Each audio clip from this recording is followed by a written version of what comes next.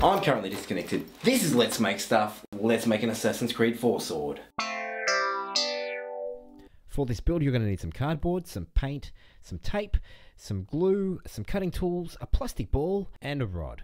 We're going to start with the blades. In the description box below there's a template of the entire sword and all the parts.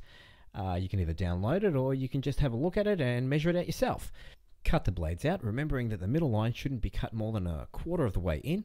Once you've cut them out, make sure the blades line up at cutting off any excess cardboard. Now for the tip of the blade, make sure your two blades are matched up perfectly before you cut down, so you get a nice smooth line when you're gluing them together. Placing the rod underneath the cardboard, press down on it so you get a nice curved blade.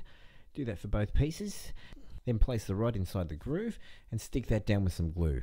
Now I'm going to use some pegs to peg down one side while I glue down the other side so it glues down evenly together.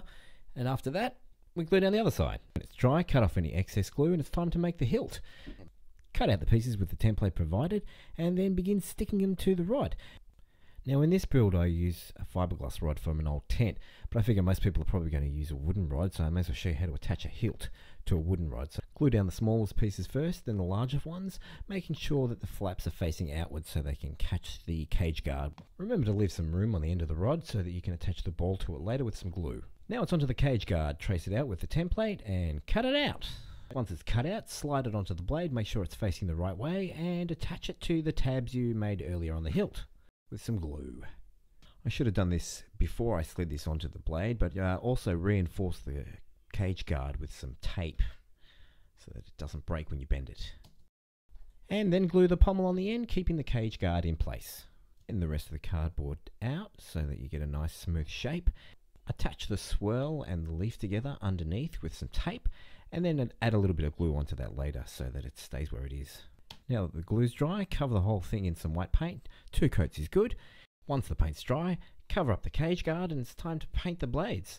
Grab the silver paint, give it a few coats of that, and when the blades have dried, cover them up with some plastic, and it's time to paint the cage guard. Give that a couple of coats of gold paint, and also don't forget to cover the grip first.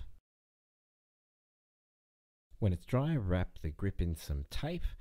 I didn't have any brown tape, so I just ended up using this tape and painting it brown to give it the same look. And there you go, it's all done. Here's the finished product. Really pleased with how it turned out. Considering it's just cardboard and glue, not too bad. If you'd like to see my other videos, click here. Don't forget to comment, rate and subscribe and share it with your friends. Let's all have swords.